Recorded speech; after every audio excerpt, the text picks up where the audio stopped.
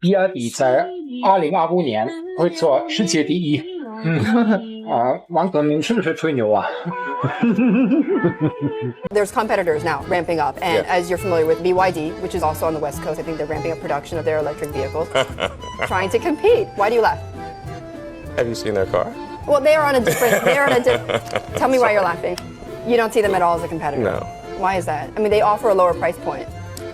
I don't think they have a great product. I don't think they have a great product. I don't think they have a great product. World's top seller of new energy vehicles, BYD has manufactured more than 16 million automobiles to date, consistently ranking among the world's top 10 automakers by global sales volume. Its vehicle sales stand 3 times those of Tesla. Yet back in 2019, just 7 years ago, BYD was teetering on the brink of bankruptcy. How did BYD rise to dominate the new energy vehicle sector? Once synonymous with cheap entry-level cars, the brand now boasts models priced above the million yuan mark. BYD's growth story reads like an uplifting rags to riches tale. What pivotal decisions did founder Wang Xuanfu make along the way, and what lessons can we draw from his journey? Welcome to Zoyer. Let us learn and grow together as we dive into the story. This video is part of our channel's Growth Stories of Elite Enterprises series. It will take you through BYD's roller coaster entrepreneurial journey in full detail and help you gain an in-depth understanding of the vigorous new energy revolution unfolding across China today. Wang Xuanfu, the current chairman of BYD Company Limited. He was born in a rural area of Anhui Province, China, in 1966. He was the 7th of 8 children. His father passed away when he was 13, followed by his mother when he turned 15, marking an extremely tough start to his life. All his elder sisters married and left home, while his youngest sister was sent to live with another family. Only he and his elder brother Wang Chuanfang, who was 5 years older, relied on each other to survive. His brother had been attending high school, but dropped out to support his younger brother.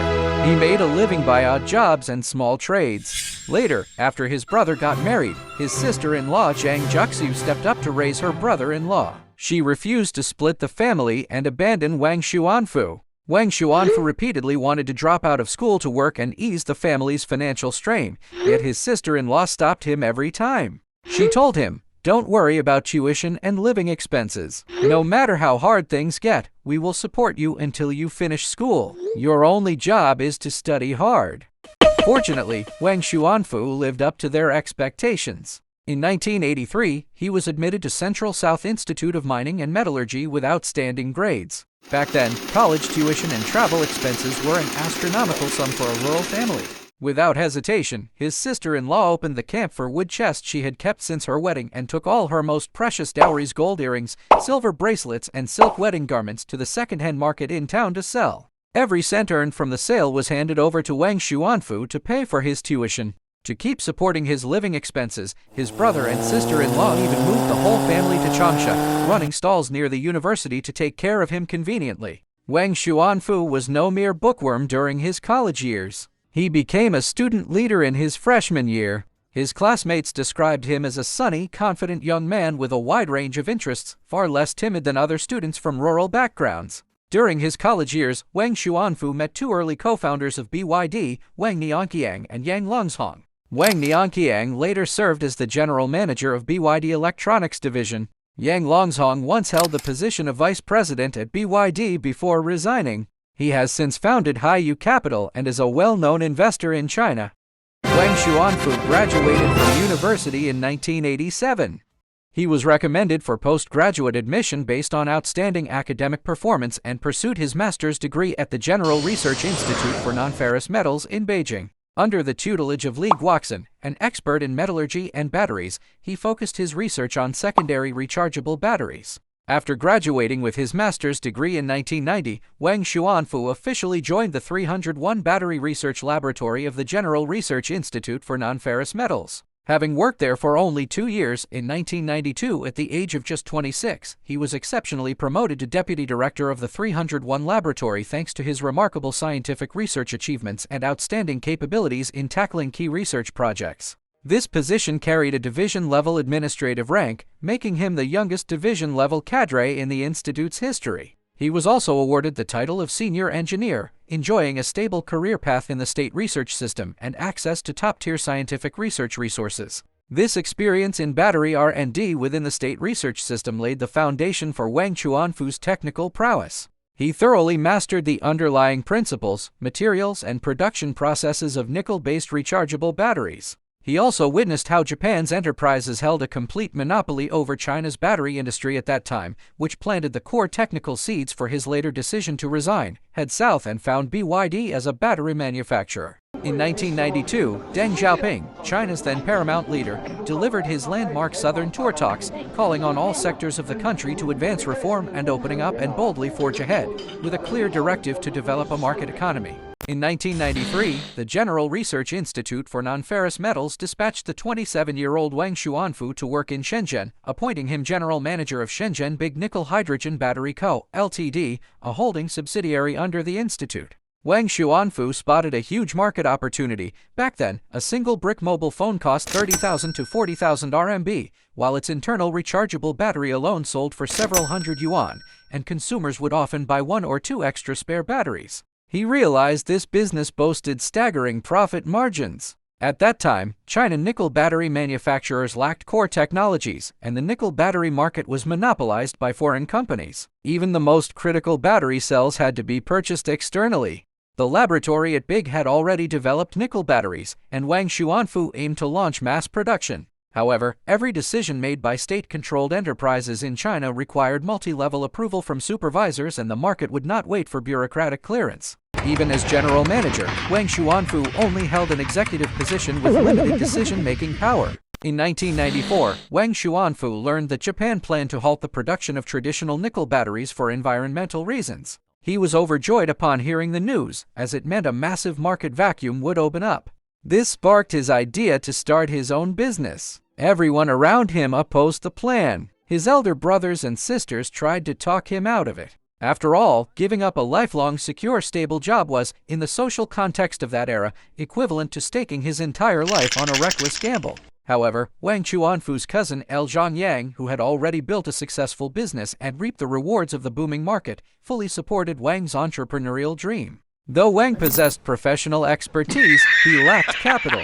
L then raised 2.5 million yuan to fund him, a staggering sum of capital back in the 1990s. Some claim Wang Chuanfu did not truly build his business from scratch, pointing to his cousin who could afford a 2.5 million yuan investment at that time. Yet Wang already held cutting-edge battery technology and had proven management experience as a general manager. Even without his cousin, other investors would have stepped forward.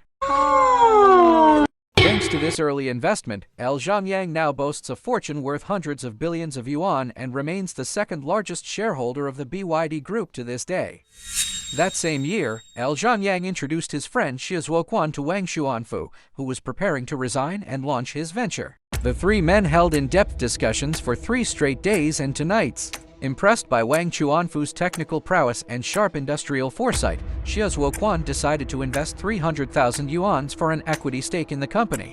Wang Chuanfu kicked off his entrepreneurial journey in 1995 when Shenzhen BYD Industrial Co., Ltd., was officially registered and founded, focusing on the production and sales of nickel batteries. In the early days, BYD considered importing fully automated nickel battery production lines from Japan. Yet a single line cost over 10 million yuan, an exorbitant price tag. What's more, the purchase required Japanese authorities' approval, and Japan had no real intention of selling such equipment to foreign buyers at all. Faced with this dilemma, the resourceful Wang Chuanfu set out to localize and revamp automated assembly lines for China's conditions. Lacking industrial robots, he replaced them with human workers paired with specialized fixtures. He split the automated production flow into separate procedures, sorting out which steps could be handled manually and which had to rely on machinery. For manual operations, fixtures were deployed to fix components in place and control consistent working conditions. These tools helped workers complete winding work with higher precision, bringing the quality of spot-welded sheets nearly on par with machine-made standards. As for mechanical equipment, BYD's engineers held regular brainstorming sessions to explore repurposing machinery from other industries for battery manufacturing. For instance, they tried using bakery mixers to blend raw materials for nickel batteries. However, the stirring process generated excessive heat and compromised product quality. The team then fitted the mixer with a water cooling unit to regulate temperature, and the modified device worked perfectly in trials. Through this innovative approach, numerous custom production devices were created, resolving a string of technical hurdles in battery manufacturing one after another. BYD built a nickel battery production line with a daily output of 4,000 units for merely 1 million yuan. Its investment cost was less than 1/10 of that of Japanese manufacturers, yet the product quality remained excellent. Later, when BYD expanded into lithium batteries, history repeated itself. It developed the world's first manual lithium battery production line. By leveraging labor-intensive operations, the firm turned a high-tech sector into a labor-driven business while slashing costs even further. From the very start of its battery business, BYD adopted a key client strategy. Major clients prioritized consistent quality and reliability and could not tolerate defective supplies. Back then, Motorola stood as an industry giant in mobile phones. Many of us may have owned its handsets as children. In March 2000, Wang Bo, a purchasing manager from Motorola, visited BYD for an inspection tour. His assessment was that BYD's technology lagged far behind Japanese counterparts, and it would take at least 5 years for BYD to qualify as a Motorola supplier. However, Motorola dispatched another delegation to BYD that July, drawn by its irresistibly low quotations. For products of identical specifications, competitors quoted $6 apiece, while BYD offered just $2. Motorola was also in urgent need of new suppliers. In the end, the company decided to station Wang Bo at BYD and quickly assist BYD in qualifying as Motorola's supplier. Wang Bo was undoubtedly a pivotal benefactor in BYD's growth.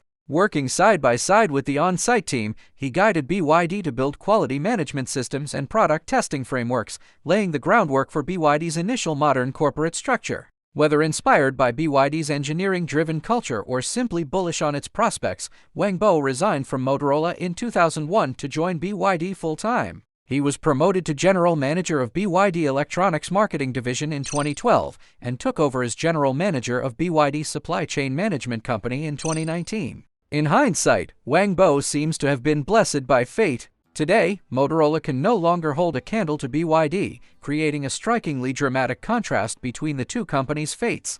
In the early days, most processes at BYD relied entirely on manual labor. Whenever problems arose, managers would simply submit reports promising to step up employee training. However, Motorola's on-site team pointed out that human workers are inherently inconsistent variables. Consistent, reliable product quality can only be fundamentally secured by upgrading production processes, formulas, and equipment.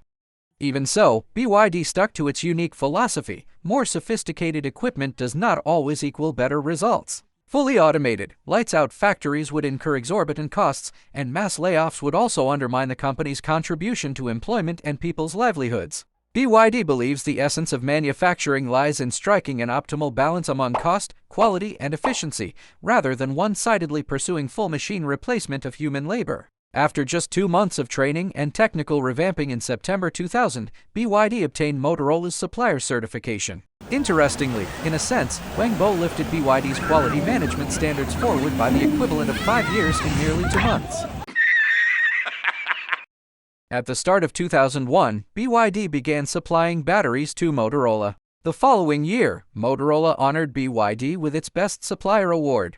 This accolade signified Motorola's full recognition of BYD's product quality. Seeing that Motorola had partnered with a low-cost yet qualified supplier, other mobile phone manufacturers quickly reached out to BYD. The company's business boomed overnight, securing orders from Ericsson and Nokia. Initially, Nokia's representatives remained skeptical after touring BYD's factory. They witnessed workers scooping raw battery materials with spoons to make slurry, while female staff operated sewing machine-like equipment to wind battery cores. To them, the setup seemed makeshift, and they doubted the factory could produce reliable products. What's more, Japanese batteries only offered a cycle life of 300 times, whereas BYD's batteries hit 1,000 cycles. The inspectors randomly selected 20 battery samples, clutching them tightly throughout the trip back to prevent tampering. Lab tests later confirmed the samples still delivered a 1,000-cycle lifespan, finally winning Nokia's trust and paving the way for collaboration. As the partnership deepened, Wang Bo led the expansion into consumer electronic casing manufacturing and secured supplier status for Nokia's phone housings.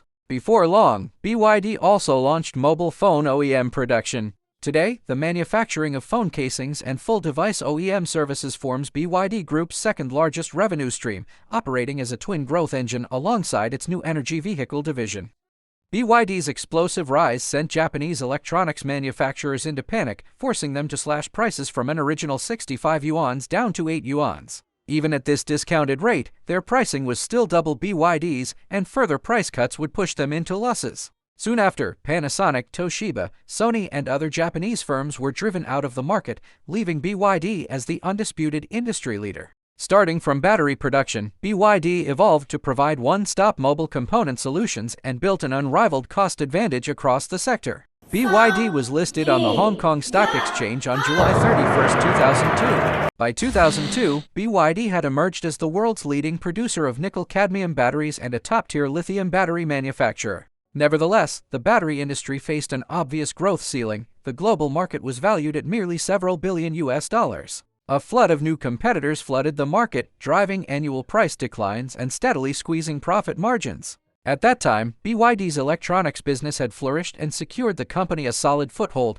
allowing Wang Xuanfu to achieve financial ease. Yet compared to its current scale, those early achievements were negligible. When he first ventured into the automotive industry, even Wang Xuanfu himself could not have foreseen that this new line of business would propel the company to the pinnacle of such a massive industry.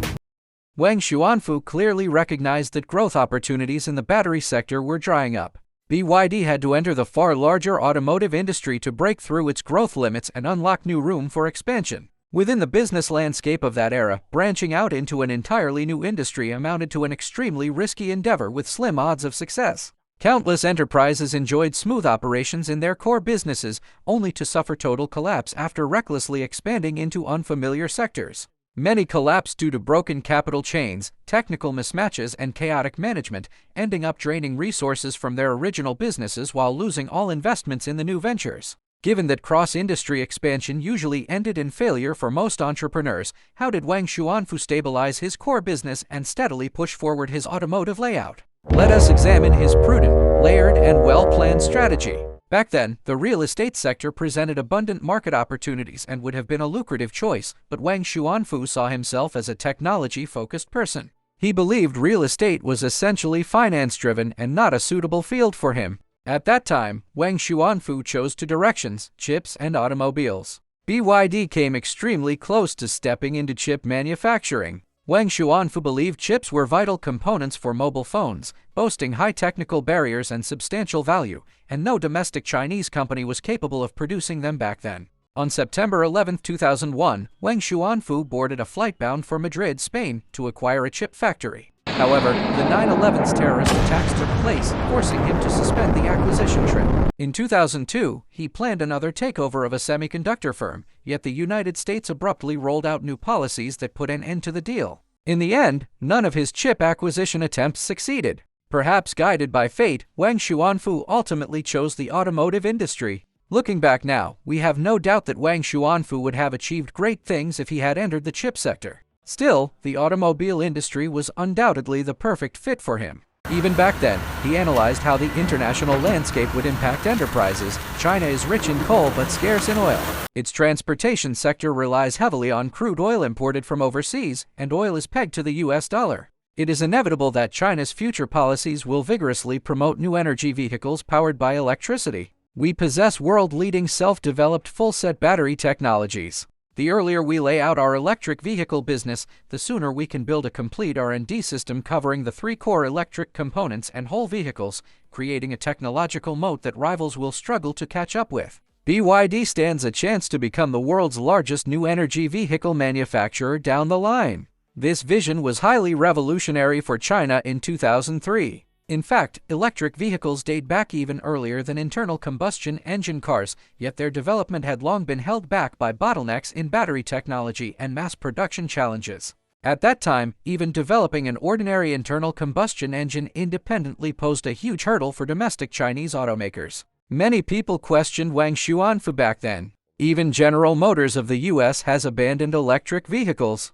What makes you think you can succeed? Wang Xuanfu replied, GM gave up because they failed to foresee how rapidly lithium battery technology would advance. GM's lead-acid battery EVs could only travel 80 kilometers on a single charge, while Toyota's nickel metal hydride battery vehicles from Japan topped out at merely 160 kilometers per charge, barely enough for daily urban commutes. Wang Xuanfu also toured automobile factories in the United States and Japan. He found that a single car contained more than 10,000 separate components, which meant over 10,000 matching molds. Identical molds would cost vastly different amounts to produce in China versus overseas. Manufacturing 1 ton of molds cost 80,000 yuans in Japan, compared to just 20,000 yuans in China. This translated to a 400% cost advantage for China's mold-making industry. According to Wang Xuanfu's analysis, BYD defeated Sony and Sanyo in the battery sector merely with a 30% cost advantage. In the automobile industry, BYD can achieve a staggering 400% cost advantage.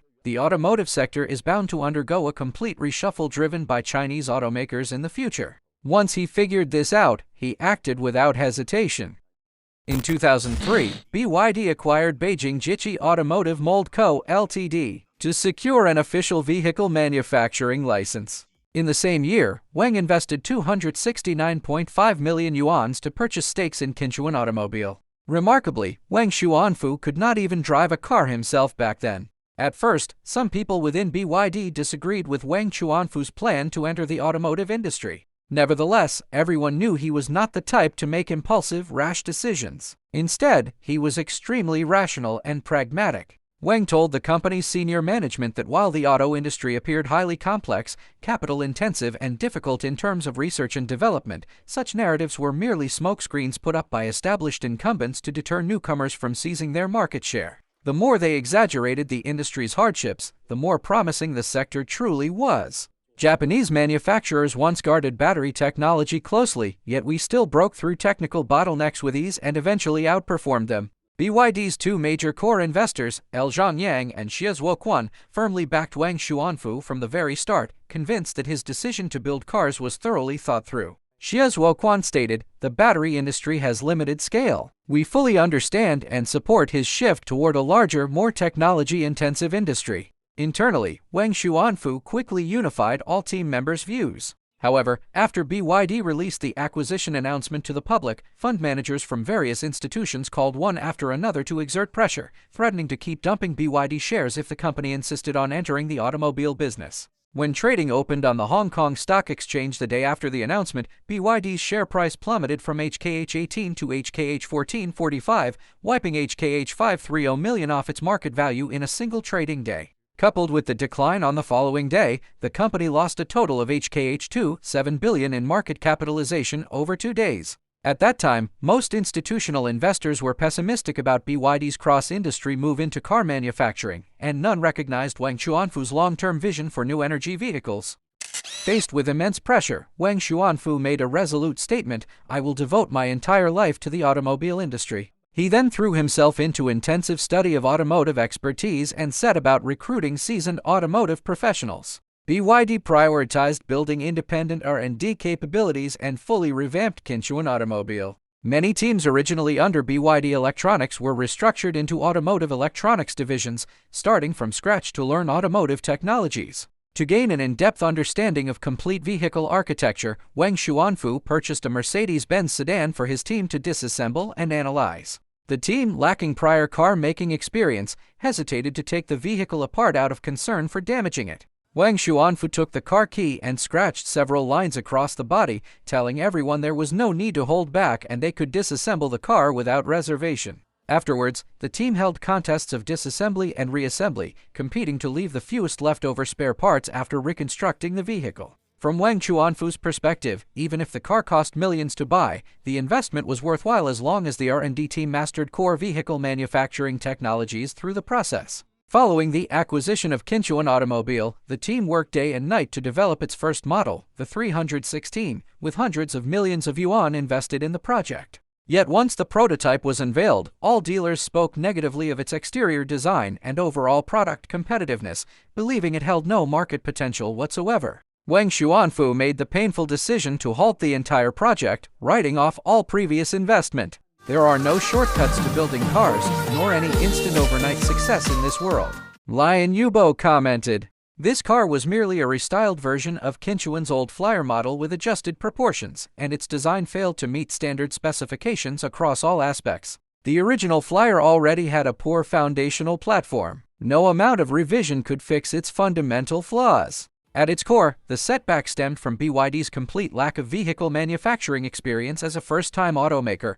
along with its limited grasp of the auto industry's underlying rules. The design had passed internal review without obvious flaws, yet the finished prototype turned out visually unattractive once produced. Wang Xuanfu stayed up all night and made the call to scrap the model's launch entirely. The 200 million yuans invested in research and development was written off as an expensive learning lesson. If mass-produced and sold, the vehicle would pile up inventory at dealerships, triggering losses of up to 300 million yuan on top of irreversible damage to the brand's reputation. After the failure of Project 316, BYD immediately launched development of an all-new model, setting a target to complete full vehicle development and launch within 1 year. Established automakers could roll out new cars rapidly thanks to their fully developed supporting supply chains. Back then, however, BYD possessed neither dedicated manufacturing equipment nor a stable network of component suppliers, making the 1-year timeline sound utterly implausible to industry insiders. Faced with countless obstacles, Wang Xuanfu remained resolute. Our mission is to accomplish what others dismiss as impossible. BYD purchased 2 Toyota Corolla sedans, disassembled them and reassembled the parts to learn vehicle construction principles step by step during the teardown process. The automobile industry boasted a century-long history, meaning most technical patents had long expired. As for the handful of indispensable patents that could not be bypassed, the team devised alternative technical solutions. This industry practice is known as reverse engineering, taking finished vehicles apart to analyze the manufacturing logic of each component before recreating them one by one. Compared with developing a car completely from scratch, this method cut research and development costs by at least 1/3. 1 year later, in 2005, the BYD F3 was officially unveiled and this legendary car went into mass production. The finished BYD F3 featured a front fascia inspired by the Corolla, a rear end modeled after the Honda Fit, and waistlines referencing the Toyota Vios. 4 trim levels were offered: Standard, Comfort, Premium, and Flagship, priced between RMB 73,800 and 99,800. High-end versions came equipped with leather seats and parking sensors. The F3 was hugely popular at that time. Low cost was everything. A Toyota Corolla cost well over RMB 100,000 back then, while the BYD F3 with nearly identical exterior and interior could be purchased for roughly RMB 60,000.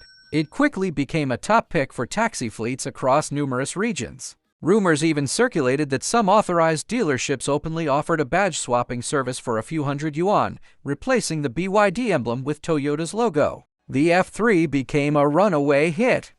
Meanwhile, while developing the F3, BYD started full independent research and vertical integration. This move was pushed by its own long-term strategy and tough market competition. During the F3 project, BYD attempted to source components from external suppliers, yet only a handful of non-mainstream manufacturers were willing to partner with the firm. Worse still, the setback of Project 316 had soured relations with many original partners. Some refused to cooperate again, while others quoted exorbitant prices. Even if BYD managed to secure suppliers, substandard component quality would devour massive amounts of time and capital, cornering the company into a desperate predicament. With no outside support to rely on, BYD had no choice but to fend for itself. Wang Xuanfu instructed his assistants to spread a vast array of disassembled auto parts across an open yard at the production base. He then summoned all workshop supervisors of the component manufacturing teams and issued an order. Each supervisor would claim one specific part, taking full responsibility for its independent production. This approach effectively distributed the entire component supply workload across internal teams. Thanks to the collective efforts of all staff, the entire development cycle of the F3 from project initiation to mass-produced vehicle rollout took merely 12 months. By contrast, traditional automakers require a minimum of 3 years to develop an all-new model. One could truly call the birth of the F3 a miracle in the automotive industry. In 2007, monthly sales of the BYD F3 repeatedly exceeded 10,000 units. Its cumulative sales topped 100,000 units in just 13 months, making it the fastest-selling domestic midsize vehicle to hit the 100,000 sales milestone in China. This outstanding performance brought huge commercial rewards to BYD. The path of reverse engineering had proven successful.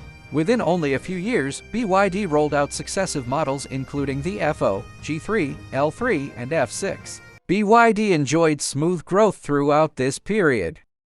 By 2008, Warren Buffett, based on the other side of the Pacific, took a fancy to BYD, which became the second Chinese automaker he invested in after PetroChina. Buffett first learned about BYD through a strong recommendation from Charlie Munger. Munger told Buffett that if he passed up the chance to invest in BYD, he would miss out on the next Henry Ford, the next Thomas Edison, and the next Bill Gates. After conducting his analysis, Buffett resolved to inject $500 million into BYD in exchange for a 20% equity stake. Unexpectedly, Wang Xuanfu turned down the offer, arguing that such a large investment would excessively dilute the ownership of the management team. Originally, Buffett had no interest in the tech and automotive sectors, yet this rejection only made him genuinely eager to back BYD. This incident convinced Buffett that Wang Xuanfu was an entrepreneur focused on building a business wholeheartedly rather than selling off his company. In the end, Buffett settled for purchasing a 10% stake in BYD. As soon as news of Buffett's investment broke, BYD's share price surged by 60% within just 4 trading days. In 2009, Wang Xuanfu, barely in his early 40s, topped the list of China's richest people. On June 5, 2009, BYD held its 2008 annual general meeting. At the shareholder meeting, Wang Xuanfu released BYD's long-term plan, a complete energy cycle of power generation, storage, and utilization. BYD developed its own solar panel production to capture clean solar power via PV. Focusing on power batteries, BYD rolled out mass-produced plug-in hybrids and all-electric cars as the end use of green energy. Cutting dependence on fossil fuels for a cleaner planet, that's BYD's green dream. Secondly, in terms of automotive technology, Wang Xuanfu made up his mind to invest heavily in the 3 core electric vehicle technologies and decided that BYD would adopt lithium iron phosphate LFFE batteries. Compared with the ternary lithium alternative, lithium iron phosphate offers several advantages. First, it boasts superior thermal stability, delivering enhanced safety. Second, iron-based raw materials are abundant domestically, ensuring a stable supply chain and lower costs. Its main drawback, however, lies in lower energy density, which translates to shorter driving ranges. On top of that, after years of in-house research and experimentation, BYD launched its E1.0 platform, a chassis architecture engineered exclusively for electric vehicles. The BYD E6, the first model built on this platform, hit the market in 2011. Don't wait for opportunities, create them. While developing all-electric vehicles, Wang Xuanfu was also mulling over what kind of products would gain easier market acceptance. EVs were still an emerging product, and supporting infrastructure such as charging piles could not be built rapidly enough. He wondered if there existed an intermediate transition solution bridging gasoline cars and pure electric vehicles. The answer was plug-in hybrid electric vehicles, PHEVs, which can run on either fuel or electricity and offer far greater flexibility. Back then, Wang Xuanfu believed plug-in hybrids would be the first new energy vehicle choice for most Chinese families. That's why he resolved to enter the PHEV segment, quietly biding his time ahead of the explosive growth of the electric vehicle industry. In 2007, BYD officially named its plug-in hybrid technology DM. In 2008, BYD launched the F3 DM, its first plug-in hybrid vehicle equipped with the DM 1.0 system. The car could travel 100 kilometers in pure electric mode and deliver a combined range of 500 kilometers on a full tank of fuel and a full battery. Even so, the F3 DM only recorded total sales of 417 units by the end of 2010. After all, its price of 149,800 yuan was hardly affordable when compared to the 60,000 yuan BYD F3. Nevertheless, the F3 DM remains a milestone on BYD's journey in new energy vehicles and planted the seeds for the rise of China's new energy automobile industry. That same year, Tesla unveiled its first electric vehicle, the Roadster. Wang Xuanfu and Elon Musk had yet to cross paths on any public stage, yet history had already laid subtle hints of what was to come. Many online commentators nowadays claim if Tesla had not opened up its patents to the public in 2014, China's thriving new energy vehicle sector we see today would never have existed. This narrative does not hold water. Even without Musk's patent disclosure in 2014, BYD had already rolled out its all-electric vehicles back in 2006. By 2009, BYD's automotive division generated more revenue than its IT and battery businesses combined, accounting for 53% of the company's total income. BYD had evolved into an IT enterprise centered on automobile manufacturing. Wang Xuanfu was brimming with ambition at this time. BYD set its sales target for 2010 at 800,000 vehicles, doubling its 2009 volume outright.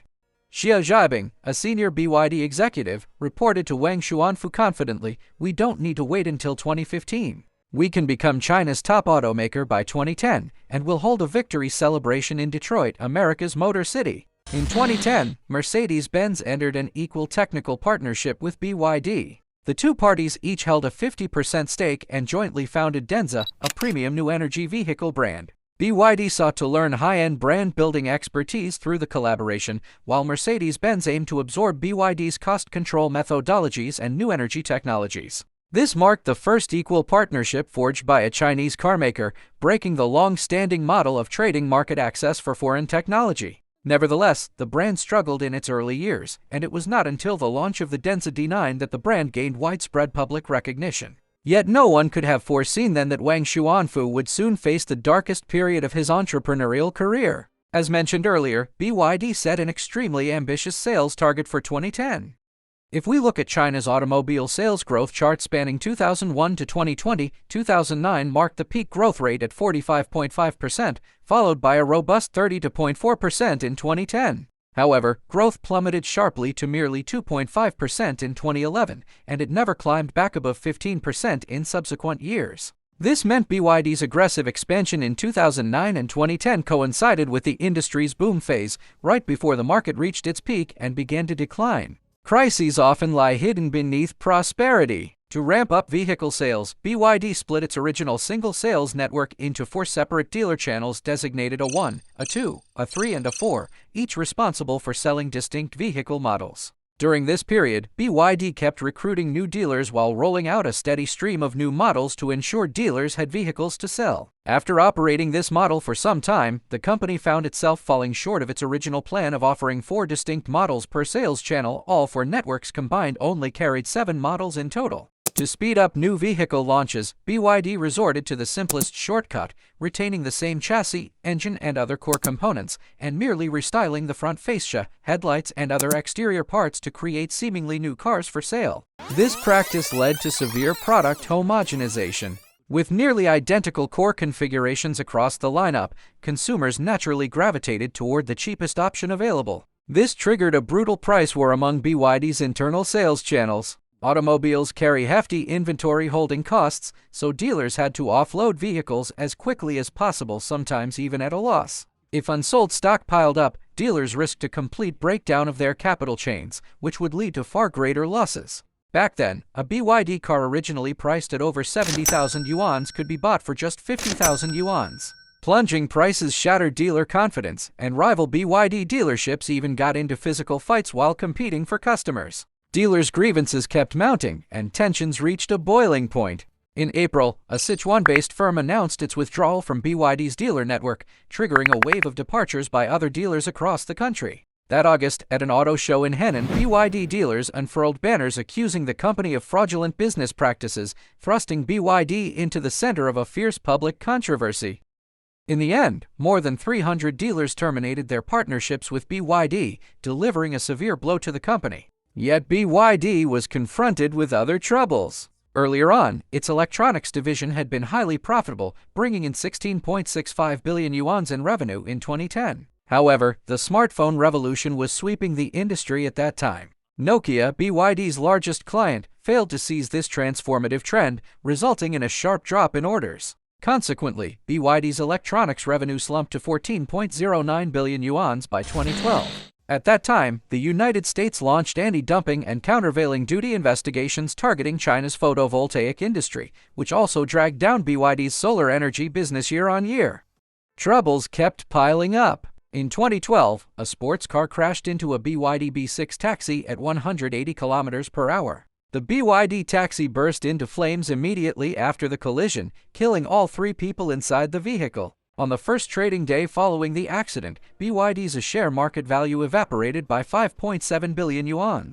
Online rumors claiming poor electric vehicle quality and battery explosion risks spread rapidly, plunging BYD into a public opinion crisis. All these successive misfortunes pushed BYD to its lowest ebb. Could there be a bright future waiting ahead for the company? Wang Xuanfu issued an order to carry out comprehensive adjustments. First came the overhaul of distribution channels. BYD consolidated its original 4 dealer networks down to 2, dubbed the Red Network and Blue Network. The Red Network sold models including the F3, F6, and S6, while the Blue Network handled the F0, G3, G6, M6, and other vehicles. This restructuring ensured each network was backed by a sufficient lineup of products. The S6, in particular, sold 60,000 units in 2011 and emerged as a leading player in the SUV segment. The blockbuster sales of the S6 restored confidence among the remaining dealers, who spotted viable profit margins and chose to stand firm alongside BYD. In the wake of the taxi fire incident, the Shenzhen municipal government assembled an expert panel to conduct a quality appraisal. The final conclusion stated that any gasoline-powered vehicle could catch fire when subjected to such an extreme high-speed collision. Critically, the battery pack of the BYD E6 did not explode during the crash. The blaze was triggered by ignited interior trim materials. Out of the E6's total 96 battery cells, only 24 sustained partial combustion. The battery pack as a whole remained intact with clear structural layers and no signs of rupture. BYD weathered this catastrophic crisis, and the ordeal drove home how vital battery safety was to the general public. It was arguably this incident that motivated Wang Xuanfu to develop batteries capable of resisting spontaneous combustion even when punctured. After that, BYD also strove to popularize knowledge about new energy vehicles among the public. Another major hurdle facing BYD during this period was product quality issues. Numerous consumers filed complaints regarding BYD's poor quality control, and its after-sales service left much to be desired. These were drawbacks brought about by its vertical integration model. Without market mechanisms to act as checks and balances, internal teams lacked incentives to cut costs. In some cases, factory directors in charge of components would treat relevant colleagues to dinners and karaoke outings under the guise of team-building activities to get substandard parts to pass quality inspections. This practice gave rise to corruption within the company. Wang Xuanfu himself engaged in self-reflection. He admitted that meetings he chaired back in 2009 prioritized boosting production capacity while overlooking product quality entirely. This was exactly the period when most people formed the impression that BYD only made low-end, cheap cars. BYD's transformation could not wait any longer. Wang Xuanfu took 3 major measures. First, he established an accountability system for quality failures. If any issue was classified as a quality accident, the corresponding general manager faced demotion or dismissal. Second, BYD streamlined its factory layout. For any component where BYD lacked competitive advantages, in-house production was scrapped and outsourced to external suppliers. Although costs rose slightly, product quality improved rapidly. Thirdly, BYD set out to reverse its reputation for poor vehicle quality. In 2012, BYD launched an extended warranty policy that covered all components of its full lineup for 4 years or 100,000 kilometers. No other brand could match this warranty coverage back then. These decisive moves put BYD back on track step by step.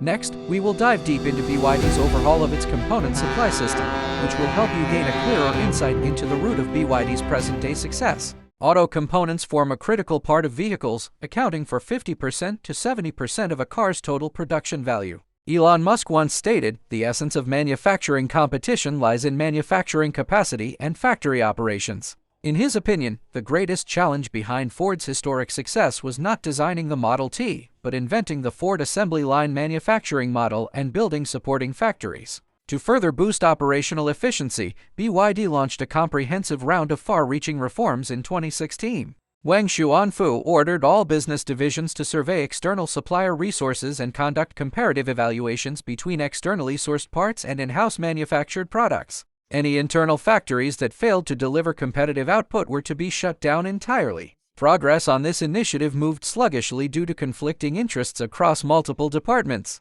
During one meeting, Wang Xuanfu flew into a rage, slammed the table, and immediately ordered the closure of the loss-making automotive seat manufacturing plant. What kind of impact did this series of reforms have on BYD's operational efficiency? Take BYD's electronic components R&D and manufacturing division as an example. The division posted a loss of 246 million yuan in the first half of 2017. After a thorough audit eliminated redundant R&D projects and duplicate production facilities, it turned a monthly profit of 8 million yuan by the end of that year, and its full-year profit hit 100 million yuan by the close of 2018. Beyond internal streamlining and consolidation, BYD also brought in top-tier external suppliers to act as catfish, injecting healthy competition and compelling every business division to upgrade its operations. At the end of 2019, BYD spun off its core component business and established 5 wholly owned subsidiaries under the Futy brand: Futy Battery, Futy Vision, Futy Technology, Futy Powertrain, and Futy Mold. Wang Xuanfu stated, "We must abandon the egalitarian big pot rice system. Earning revenue only from the parent company means nothing for our subsidiaries. Capable subsidiaries should fully take on external market orders, turning each component firm into a meaty bid to sharpen overall competitiveness." Within BYD's system, Futy subsidiaries operate no differently from outside suppliers. All compete on an equal footing and bid against one another. Winning bids and securing order shares depend entirely on their own capabilities. The independent Futy affiliates gained greater decision-making power and full financial accountability for their own profits and losses. After separating from the parent group, these firms underwent a fundamental shift in mindset. In the past, they simply followed internal corporate instructions. Now they align all operations with market demands. Following this restructuring, the competitiveness of BYD's component subsidiaries surged dramatically. To this day, BYD can sell a single vehicle model at zero profit or even a loss. Thanks to the scale effects and cost advantages generated by this model, BYD achieves a complete commercial closed loop by selling spare parts to external clients. BYD's spin-off strategy ties closely to the developmental stage of China's auto industry. Automakers in Europe, America, Japan, and South Korea have reached maturity, with only a handful of established stable brands remaining. In contrast, numerous young domestic independent brands emerged in China during this period. These startups suffer from limited capital and inferior proprietary technologies, forcing them to rely heavily on external supply chains. This created the fundamental precondition for BYD's component subsidiaries to operate profitably as standalone entities. During BYD's darkest days, Wang Xuanfu grew increasingly aware that even plug-in hybrid models like the DM system faced major roadblocks holding new energy vehicles back from the private car market. Niche market demand kept manufacturing costs high, while consumers also harbored doubts about the reliability of the technology. It was clear that the large-scale development of new energy vehicles still had a long way to go. Fortunately, China officially launched the 10 Cities 1,000 Vehicles program around this time. The initiative planned to deploy roughly 1,000 new energy vehicles across 10 qualified major cities over 3 consecutive years. Wang Xuanfu reasoned that if the consumer-facing top private market was hard to break into, BYD should prioritize business-facing top sales and focus on urban public transport and taxi fleets. Following the national push for new energy adoption, electrifying these segments would meet little market resistance. Bus routes are fixed, so charging piles could be installed along key transit corridors to build foundational infrastructure for the future popularization of private electric cars.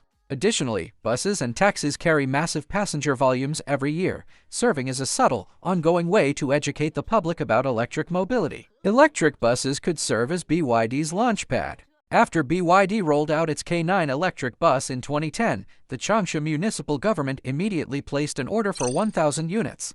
Wang Xuanfu remarked, "Exhaust emissions from a single bus equal those of 30 private cars, and a taxi emits as much pollution as 10 private vehicles. These vehicles operate non-stop from dawn till dusk." Electrification paves the way for a greener, more sustainable world. However, there were widespread public misconceptions back then. Rumors spread that electric vehicles generated magnetic fields and radiation which could harm fertility and even cause leg hair loss. BYD's sales staff expended tremendous energy refuting these claims. While BYD achieved remarkable results in the urban electric bus sector, its private passenger car market remained stagnant. At that time, foreign brands dominated China's private vehicle segment. Although BYD maintained steady sales of gasoline-powered cars, its hybrid models performed extremely poorly. Its products simply couldn't match rivals back then. BYD ran 2 business lines at once: gasoline cars and hybrids, splitting its energy and focus. Within BYD, however, hybrid electric vehicles were prioritized over gasoline cars. BYD's annual sales exceeded 500,000 units in 2010, yet the figure lingered between 400,000 and 500,000 units all the way through 2020. Over the same period, other Chinese automakers focused on gasoline vehicles. Geely, Great Wall, and Changan all crossed the 1 million unit sales threshold. Starting in 2017, Geely consecutively claimed the top sales spot among domestic independent brands, earning the reputation as China's leading homegrown automaker. BYD launched the F3 as early as 2008, but for the following decade until 2018, the company saw no viable path to large-scale profitability from new energy private vehicles. Those 10 years must have been an agonizing ordeal for every member of BYD's team. Yet throughout this decade, BYD never wavered in its optimism about the future of new energy. The enterprise grew stronger year after year without pause. In 2013, BYD unveiled its second-generation DM 2.0 hybrid technology, which debuted on the 2014 BYD Kin. The earlier DM 1.0 system had suffered from weak power output, leaving BYD vulnerable to heavy criticism that year. Critics mocked the BYD Kin as little more than a gasoline car fitted with an electric motor, ridiculing the company for daring to benchmark it against Tesla. Many dismissed BYD's push into new energy vehicles as a mere fig leaf to cover slumping gasoline car sales. Others argued that electricity for EVs mostly came from coal-fired power plants, casting doubt on their environmental credentials. How glorious BYD is now, how tough and bitter its past was. Back then, there was a common argument online opposing new energy vehicles. Nearly 70% of China's energy mix relied on thermal power generation, which still burned coal. So were new energy vehicles truly environmentally friendly? This argument sounds reasonable at first glance. Upon closer analysis, however, thermal power plants operate under stringent standards for pollutant treatment and emission control, and they are built far from urban areas, meaning their pollutants do not pose direct harm to human health. In contrast, vehicle exhaust emissions within cities are extremely difficult to regulate. What's more, the share of hydroelectric and wind power in China's energy mix is bound to keep rising in the future. Amid widespread skepticism, the online car-hailing market exploded in 2014. Within just a few months, Didi Chuxing, China's equivalent of Uber, saw its user base surge from 10 million to 100 million, emerging as the dominant ride-hailing platform nationwide. Upon hearing this news, BYD immediately reached out to Didi for talks on cooperation, pushing forward the electrification of taxi fleets. This plan worked extremely well. In 2014, BYD sold 15,000 plug-in hybrid vehicles, accounting for half of the world's total plug-in hybrid sales volume. Fast forward to 2023, new energy vehicle sales in the online car-hailing segment hit 740,000 units, of which BYD took up 190,000 units, nearly a quarter of the market. Back in 2014, BYD unveiled its new model named the Tang. It marked the starting point of a new naming convention for the brand. From then on, BYD officially adopted the names of successive ruling dynasties throughout Chinese history for its vehicle series. That same year, the company rolled out its 5-4-2 strategy, which set three clear targets: 0 to 100 km acceleration within 5 seconds, standard all-wheel drive across the lineup, and fuel consumption capped at 2 liters per 100 kilometers. Built to these stringent standards, the Tang successfully broke into the premium market segment priced above 200,000 yuans. By contrast, the core product range of other Chinese auto brands at the time was still concentrated around the 100,000 yuan price bracket. For a long time, BYD has projected the image of a tech-focused engineer. Its founder Wang Xuanfu is indeed a bona fide science and engineering graduate. In 2018, the Tang, equipped with the third-generation DM technology, boasted not only powerful performance but also a stunning appearance that wowed consumers. It turned out that Wang Xuanfu had a breakthrough while developing this model, bringing in world-renowned designer Wolfgang Egger to lead the design team. Egger became the design director of Alfa Romeo at the age of 30 and took up the post of Audi's design director at 44. He was the mastermind behind iconic Audi models including the A1, A6, A7 and R8. After joining BYD, Wang Xuanfu placed full trust in Egger, giving him free rein in his creative work with only one requirement: the design should embody Chinese culture. Among a wide array of Chinese cultural motifs, the Chinese dragon captivated Egger most. He integrated the imagery of dragon eyes into the vehicle's front fascia. The large headlights serve as dragon eyes, the grille takes the shape of a dragon's mouth, and the raised lines on the hood mimic the contours of a dragon's head. Together, these elements form BYD's signature dragon face design language. BYD also pioneered a bold move, replacing all the standard English labels inside its vehicles with Chinese characters. For instance, off was changed to the Chinese character meaning shut. Though seemingly trivial, this tweak drew fierce criticism from many Chinese consumers at the time, who argued the Chinese characters looked unattractive and clashed with the interior aesthetic. Wang Xuanfu delivered a powerful retort: Chinese characters are the foundation of Chinese civilization. We must carry this heritage forward even if some think it is a mistake. Our culture stretches back 5,000 years. If we cannot even uphold our own written characters, how can we realize the Chinese dream? We are Chinese, and we must stand firm on what deserves to be preserved. If no one takes up this cultural inheritance, there is no way we can fulfill the Chinese dream.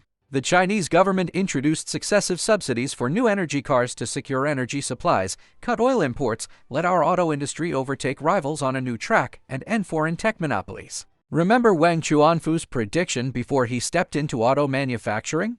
BYD's roadmap matched national strategies, setting it apart from other brands. Wang saw the country's future trends long ago. This kind of entrepreneurial foresight is what builds global top companies. The new energy vehicle industry saw explosive growth starting in 2014, fueled by a wide range of generous government subsidies and incentive policies rolled out nationwide. Overnight, nearly 300 new EV startups sprouted like bamboo shoots after spring rain.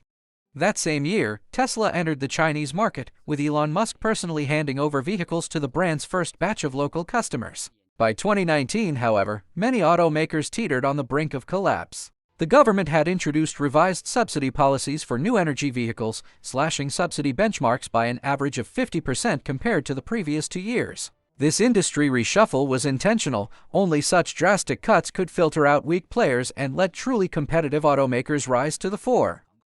In 2019, China's new energy vehicle sales hit 1.206 million units, a year-on-year drop of 4%.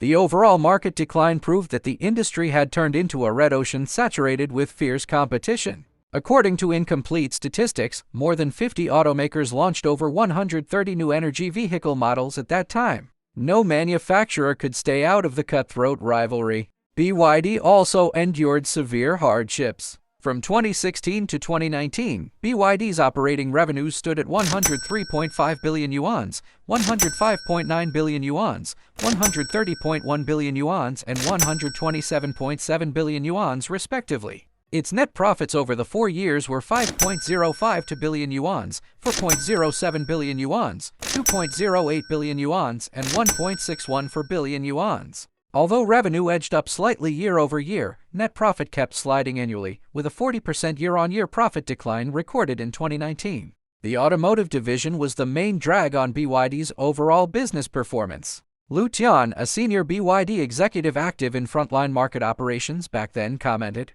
"Our events are always packed. Attendees speak highly of our cars, yet few place orders. Simply put, our vehicles were priced too high." The pre-sale price of the Tang DM reached 300,000 yuans. Even when BYD offered all forms of support beyond a 3-year warranty, customers remained hesitant. On the brink of financial distress, BYD still gritted its teeth and poured massive funds into research and development, maintaining continuous investment in core technologies including the 3-electric system and DM hybrid platform. BYD also put forward the concept of a technology fish pond. The idea holds that even if certain technologies cannot be put into use in the short term, enterprises should not abandon them. Instead, they should be nurtured in the fish pond continuously, until immature small fish grow into mature big ones ready for application. All technologies require extensive accumulation from theoretical principles to engineering and mass production, with breakthroughs coming only after long-term preparation. BYD's core corporate guidelines contain a principle along these lines. We explore one generation of technologies, reserve another, and mass-produce the third. It sustains technological and product advantages, delivering continuous surprises to customers. Thanks to consistent investment in its technology fish pond concept, BYD finally entered a fast track of robust growth in 2020, rolling out a string of landmark core technologies one after another. On March 29th, the Blade battery made its debut. Compared with ternary lithium batteries, it delivers vastly superior safety. When penetrated by a steel needle, it will not explode, nor will it emit any white smoke. Back then, needle penetration tests were demonstrated daily at BYD industrial parks and authorized dealerships, leaving spectators utterly amazed. The launch of the Blade battery dispelled widespread consumer anxiety over new energy vehicle battery safety. In June, BYD unveiled its dual hybrid platforms, DMI and DMP. With these platforms officially launched, BYD put forward its landmark slogan of gasoline car equivalent pricing for hybrids. In older hybrid architectures, vehicles carried both an internal combustion engine and an electric motor, which inevitably drove up costs. When the battery ran low, the electric motor would shut down entirely. The combustion engine was then forced to haul the extra dead weight of an idle motor, resulting in higher fuel consumption than comparable gasoline vehicles. The fourth-generation DMI architecture successfully resolved all these pain points. It maintains ultra-low fuel consumption even under low battery conditions. The DMI powertrain adopts the Xiaoyun 1.5-liter PHEV-specific engine with a peak thermal efficiency of 43.04%. Back then, Toyota's top mass-produced hybrid ICE only reached 41%. The BYD Han represents the pinnacle integration of the blade battery and DMI technology. It was the runaway success of the Han that enabled BYD to stage a complete turnaround. The Han dynasty stands as one of the most prosperous eras in Chinese history, and the Han is the fifth model in BYD's dynasty series. Wang Xuanfu held extremely high expectations for this vehicle. Its internal development spanned a full decade. Its launch was repeatedly delayed amid rapid market and technological upgrades, with 4 successive product directors overseeing the project over the years. Yang Feng took over the program as the new product director in 2018. By that point, a consensus had formed within BYD there would be no gasoline-powered variant, only plug-in hybrid and all-electric versions. The company was quite worried about its sales performance back then. Yet it gained massive popularity thanks to the breakthrough blade battery nail penetration test, making the Han an instant hit. When demand hit its highest, customers waited months to get a Han, and many cars were sold above the official price. Back then, the COVID-19 pandemic swept across China. Popular social media platforms helped people see that developed nations were far from perfect, triggering a nationwide wave of backing homegrown brands. BYD made a groundbreaking change at its offline auto exhibitions. It replaced bikini models with ladies in traditional Chinese costumes. This out-of-the-box marketing move brought massive favorable online buzz for the BYD Han. Almost without notice, BYD shook off its old cheap, low-grade reputation and built a new identity of cutting-edge technology and high-end quality. The Han model is a milestone vehicle for BYD, and it also matters hugely to China's entire domestic car industry. The BYD Han hit 10,000 deliveries in merely 4 months. Its average selling price is over 250,000 yuan, marking the first genuine hit for Chinese cell phone brands in the above 200,000 yuan market segment. It shows China brands can compete in the high-end market, and buyers will pay for a product if it is truly excellent. What's more, the Han wiped out the excessive markup foreign luxury brands had held in China. Mercedes-Benz, BMW, and other premium car makers then rolled out large discounts and promotions one after another. After the BYD Han hit the market, BYD's financial results kept getting better and better. In 2021, BYD rolled out 3 new cars at once: Kin Plus, Song Plus, and Tang DMI. All came with the 4th-gen DMI system, outperforming all competing vehicles of the same class by a wide margin. Low price, full specs, and better fuel efficiency. Customers have every reason to pick these vehicles. Subsequently, BYD encountered several pivotal opportunities that propelled the company's rapid growth. First, the surging international oil prices. In recent years, global geopolitics has remained turbulent. In particular, the Russia-Ukraine conflict and U.S. sanctions and blockades against Iran in the Persian Gulf have continuously driven up global crude oil prices. The sustained rise in China's fuel prices prompted a large number of consumers to switch to new energy vehicles. Both Tesla and BYD reaped huge dividends from this market shift. Second, the skyrocketing prices of battery raw materials. Lithium carbonate, the core raw material for power batteries, saw its price skyrocket from a low of approximately 39,800 RMB per metric ton all the way up to 567,500 RMB per metric ton. Most automakers struggled with mounting cost pressures, complaining that they barely made any profits and were essentially working for CATL, the dominant battery supplier. However, this industry-wide crisis had minimal impact on BYD. As a company founded on battery manufacturing, BYD had long deployed lithium mine resources in advance. This laid a solid foundation for cost control, making its cost advantage far more prominent than other new energy vehicle manufacturers. The third critical turning point came in 2021, when the global automotive industry was mired in a severe MCU chip shortage. Traditional fuel vehicles are equipped with 70 to 80 MCU chips, while advanced intelligent electric vehicles require as many as 1,000 to 3,000 chips. Vehicle manufacturing is a tightly linked industrial chain. Even a single missing chip can halt entire production lines and block vehicle deliveries. During the chip crisis, the average chip supply cycle stretched to 6 months, and market chip prices surged several times over. A large number of automakers were forced to cut production, suffering heavy losses in market share. In sharp contrast, BYD had established an independent R&D team for automotive-grade IGBT chips as early as 2005. Empowered by full vertical industrial integration, its production was barely affected by the global chip shortage, and it even had surplus chip supplies. While many peer automakers rushed to procure chips to rescue their production, Wang Xuanfu chose to share BYD's surplus chips with the industry rather than monopolize the market alone, leading the domestic automotive sector to tide over the crisis together. When we look back on these opportunities, it makes you wonder, all automakers compete in the same market, but BYD alone turned every crisis into its own advantage. None of this happened by luck. It stems from 20-plus years of forward planning, full vertical integration, and constant self-developed technology. Wang Xuanfu never chased fleeting hot trends. Instead, he focused on long-term layout matching national energy security and industrial upgrading targets. BYD accumulated tech and production capacity when the industry boomed, and leveraged its complete system strengths when market conditions turned tough. The rise of BYD. On April 3, 2022, BYD announced that it would completely halt the production of all fuel-powered vehicles moving forward. In fact, BYD's gasoline car sales had always been modest, so phasing out fuel models allowed the brand to fully focus on new energy vehicles. That month, BYD's passenger vehicle deliveries surged 313% year-on-year. 3 of its models, the King, Han, and Dolphin, already outsold many traditional gasoline cars.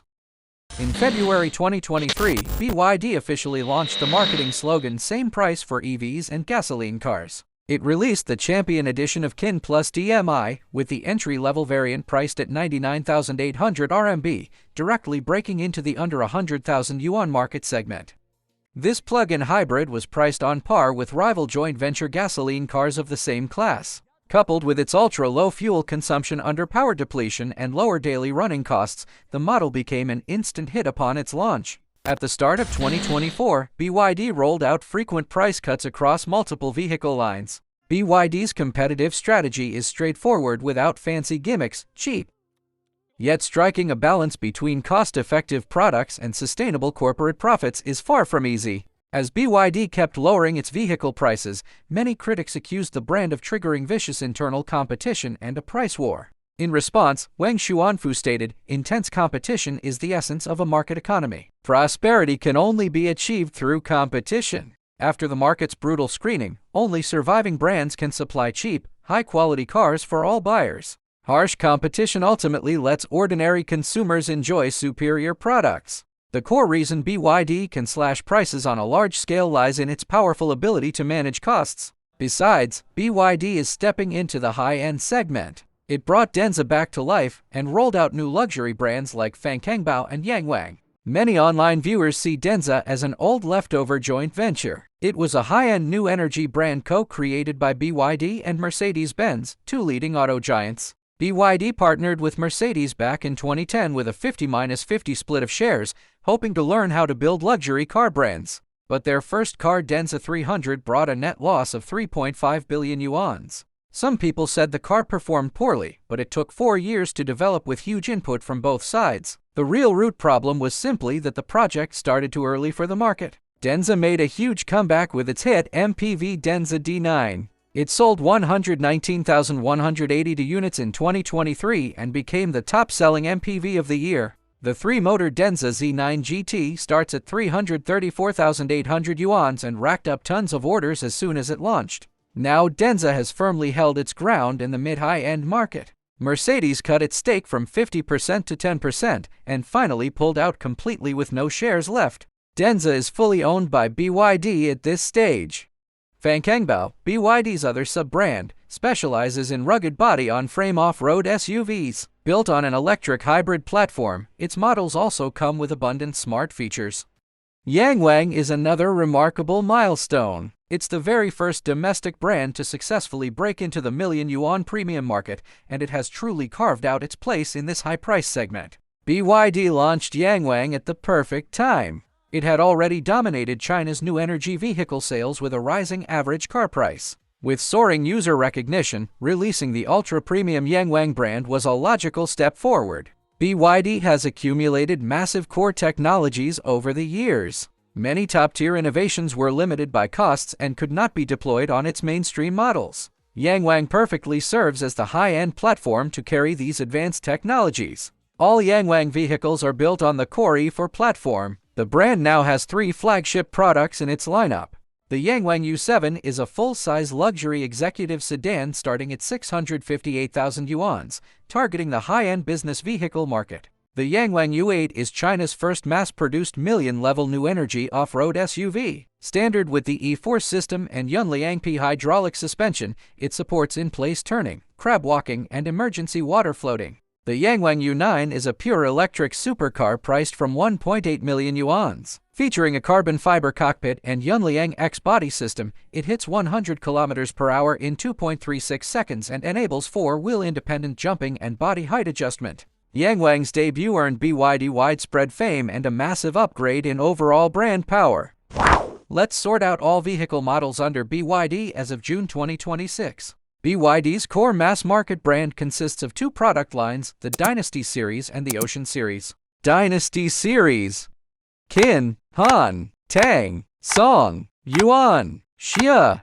Ocean Series: Seal, Seagull, Dolphin, Sea Lion, Denza, D9, N8, N9, Z9 GT, Z, Fangkang Bao, Bao 5, Bao 8, Titanium 3, Titanium 7, Yangwang, U7, U8, U9. Commercial vehicles: electric buses including the B series and other models.